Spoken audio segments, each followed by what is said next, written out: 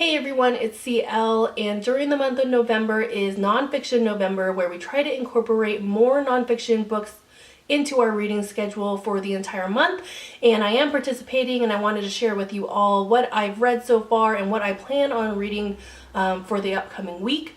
And I have to tell you, the books that I've read so far were not my first pick because I had set aside some books on overdrive. I placed them on hold, but I was not anticipating that it would be a long wait list. All the books I picked have a pretty long wait list, and each person has the option of checking out the book for 14 days.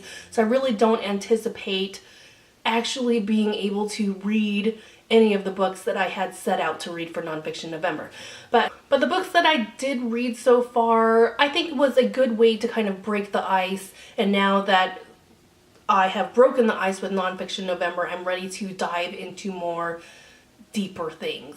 So what I've read so far, the first book that I kind of selected because I had a feeling that it would end with a happy ending, and that is the book Lugi the Dog Only a Family Could Love by Larry Levin. And this is about a dog who was used as a bait dog for dog fighting, and as you know, like pit bulls really get a bad reputation, that people tend to shy away from pit bulls because they're known, or they are supposedly known, for being violent and hard to rehabilitate.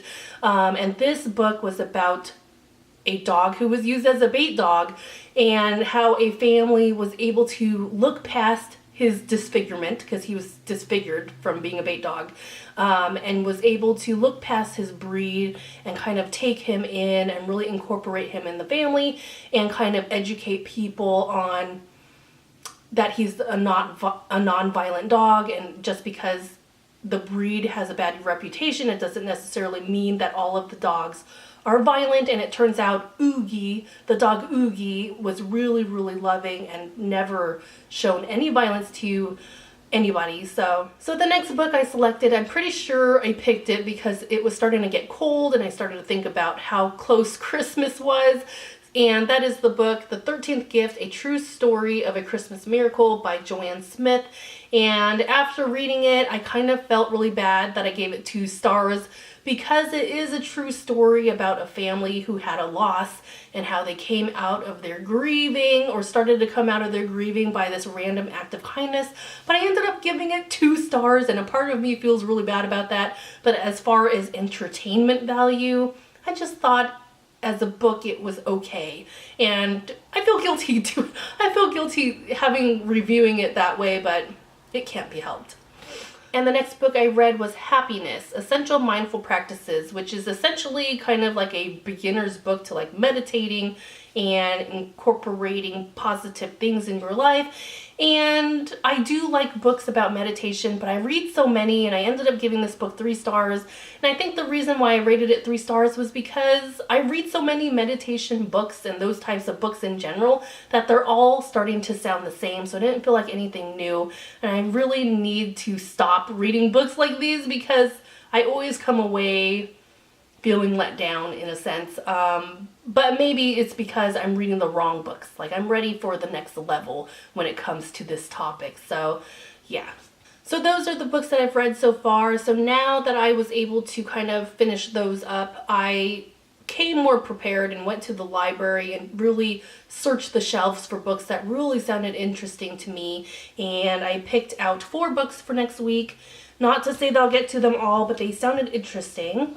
So one of the books that I picked out is called The Last Day of My Life by Jim Moret, and I'm going to read a little snippet from the cover. If you had 24 hours to live, should you finally forgive the ones who hurt you the most, and would you find the courage to apologize to the person you wronged?